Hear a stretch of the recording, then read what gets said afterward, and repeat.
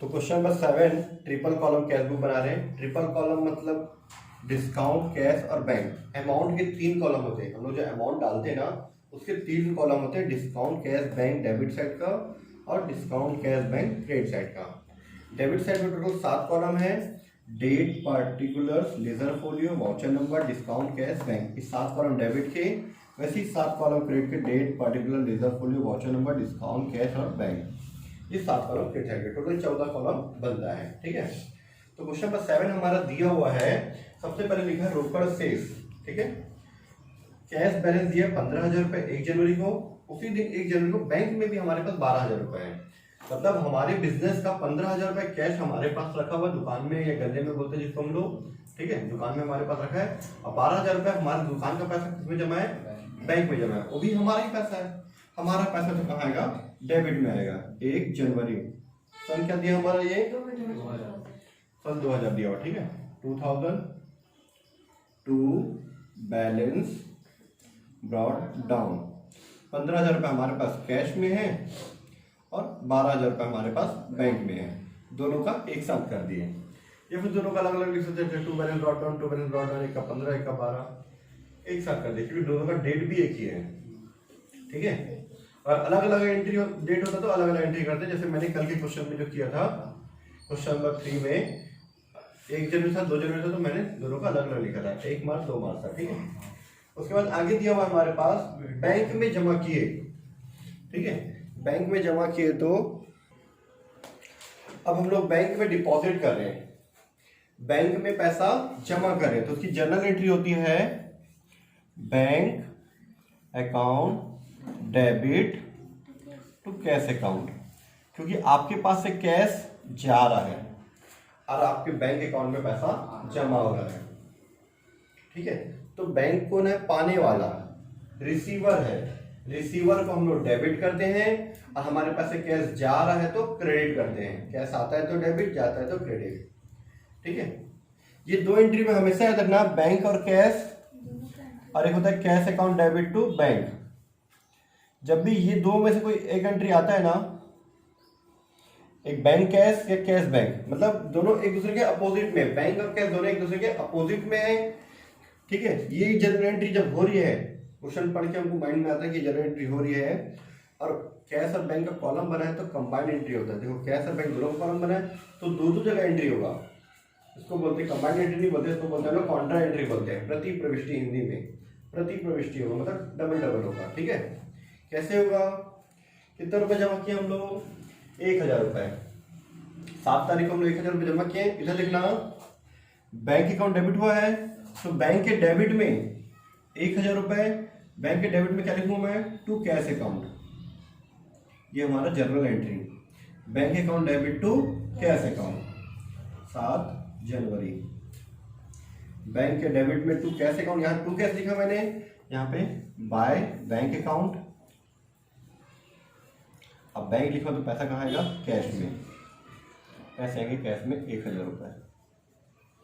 ठीक है, 7 जनवरी सन 2000। इसको बोलते हैं कॉन्ट्रा एंट्री, इसलिए इसका हम लिख दें सी, कॉन्ट्रा एंट्री। ठीक है, चलो नेक्स्ट लाइन देते हैं। राकेश से चेक मिला। राकेश से चेक मिला तो एंट्री करते हैं cash account debit to Rakesh. बट्टा भी मिला है ना? ठीक है, फिर साथ में डिस्काउंट भी है तो discount account debit to Rakesh. Cash account debit, discount account debit to Rakesh. हमको तो चेक मिला है, हमको कैश मिला है क्या? नहीं मिला है। हमको चेक मिला है फिर भी मैं कैश मिला है क्यों मान रहा हूँ? क्योंकि जब चेक मिलता है और उसको उसी दिन बैंक में जमा नहीं करते, चेक मिलता है तो इमीडिएटली बैंक में डिपॉजिट नहीं करते उसी डेट पे, तो चेक हमारे पास रह जाता है, हमारे घर में, हमारे दुकान में। ठीक है, हमारे दुकान में पैसे चेक रहता है तो उसको क्या मानते हैं? कैश मानते हैं, क्योंकि वो कैश है। वो आप उसका यूज कर सकते हो, दूसरे को विचार कर सकते हो अगर उसमें आपका नाम नहीं लिखा है तो। ठीक है, आप उसका यूज कर सकते हैं, इसलिए उसको क्या मानते हैं? कैश मानते हैं। ठीक है, तो cash account debit, discount account debit to Rakesh, ये जनरल एंट्री हो रहा है। ठीक है, सारा खेल आपकी जनरल एंट्री का है। जनरल एंट्री बनता है मतलब सारा चीज बन जाता है।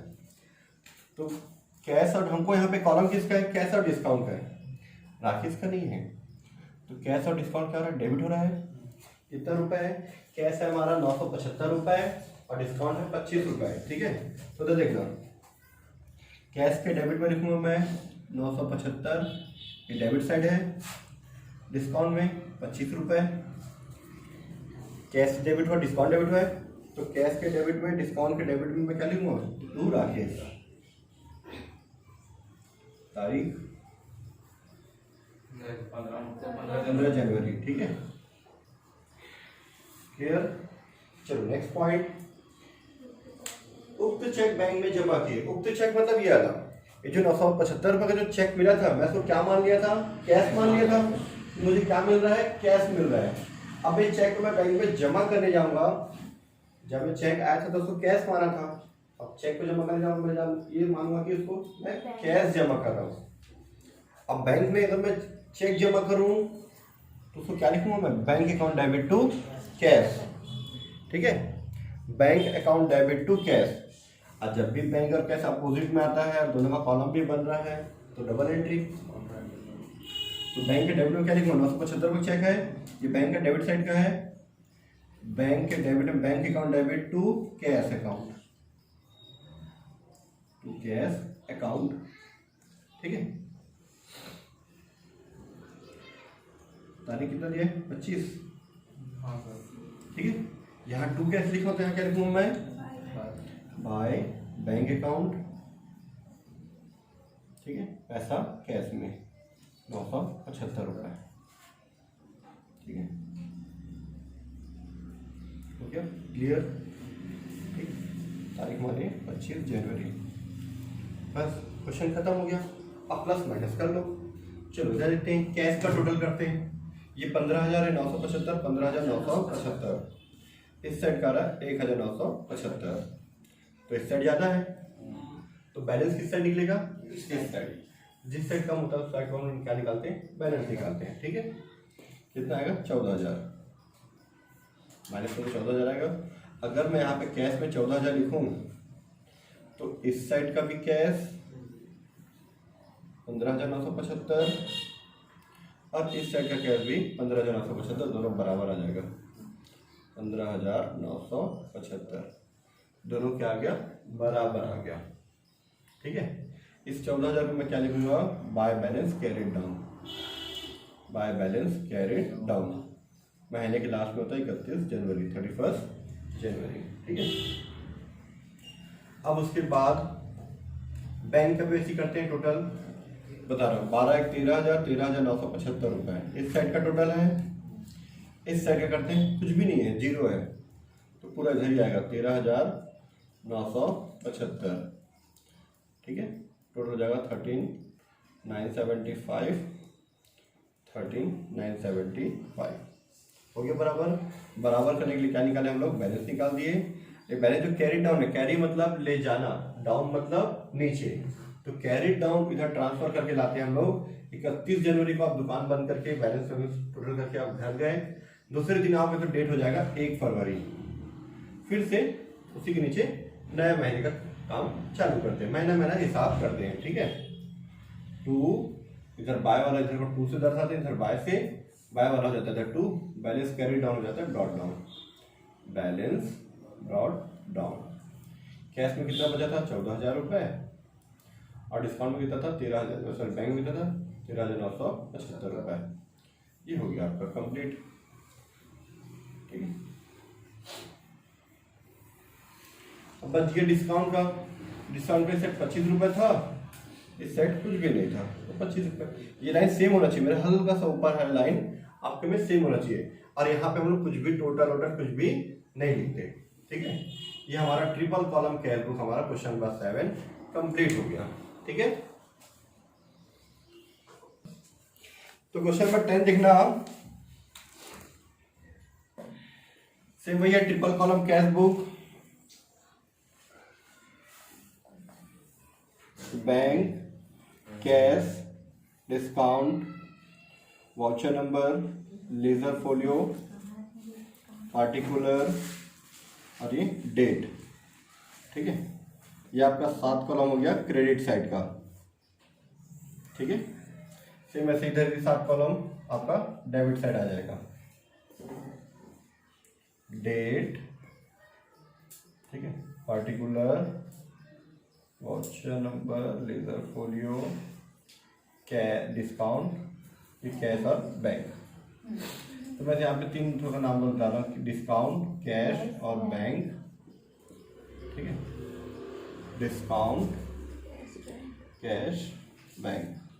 जैसे मैं क्वेश्चन नंबर 7 में लिखा था ना, सेम आप लोग लिख लेना, ठीक है। ट्रिपल कॉलम कैश बुक ये सब लिख लेना, ठीक है। हमारा पहला पॉइंट दिया हुआ इसमें,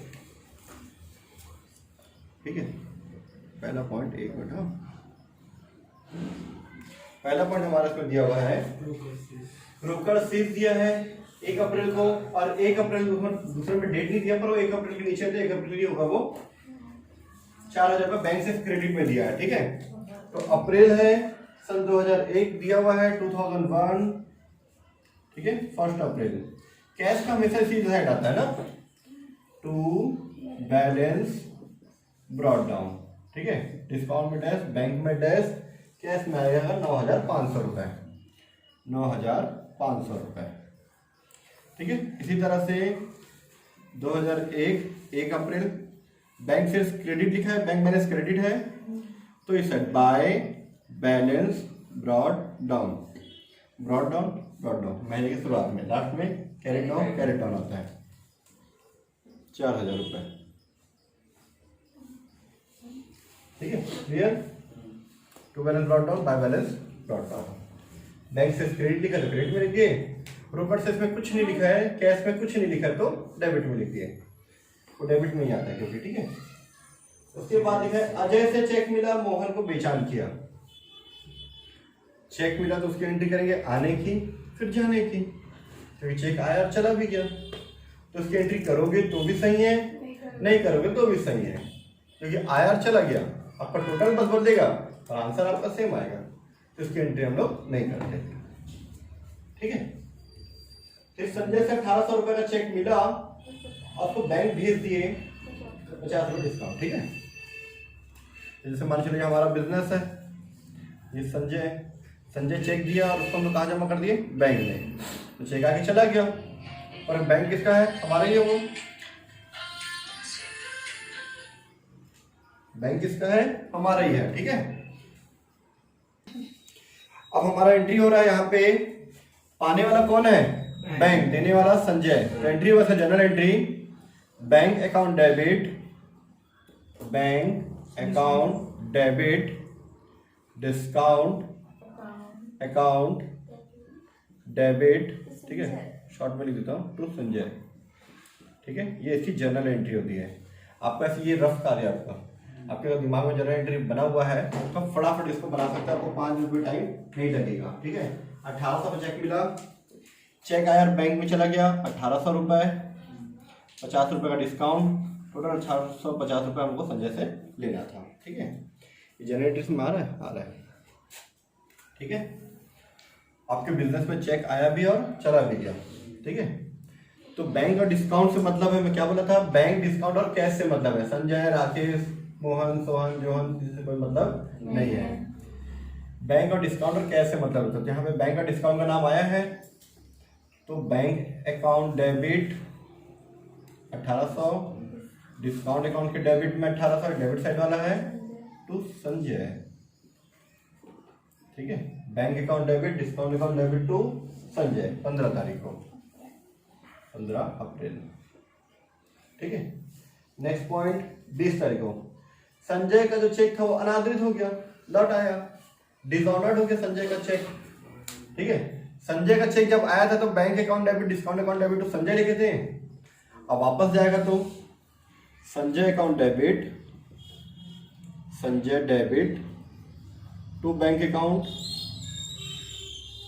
अब कुछ लोग ना डिस्काउंट भी लिखते हैं, कुछ लोग नहीं लिखते, कुछ लोग लिख देते हैं रिटर्न आ रहा करके, ठीक है। कुछ लोग थोड़े से कंजूस टाइप के जो लोग रहते हैं ना, ठीक है, वो लोग वाह डिस्काउंट दिए थे ना, वापस लेंगे डिस्काउंट भी, ठीक है। तो ये हो जाएगा 1800 रुपये और 50 रुपये, ठीक है। आप उसकी एंट्री नहीं भी करो तो डिस्काउंट में चल जाएगा, कर भी सकते हो। जब संजय से चेक आया था तो bank account debit discount account debit to Sanjay, वापस की तो ये एंट्री, वहाँ मैं डिस्काउंट का हटा भी दूँ तो भी चल जाएगा। ठीक है। अब मुझे संजय से कोई मतलब नहीं, मुझे किससे मतलब है, बैंक और डिस्काउंट से। बैंक और डिस्काउंट क्रेडिट हो रहा है तो क्रेडिट साइड में तारीख क्या दिया 20 अप्रैल को, क्योंकि बैंक और डिस्काउंट क्रेडिट होते हैं, मैं क्रेडिट साइड लिखा हूँ। 20 अप्रैल को लिखूंगा बाय संजय।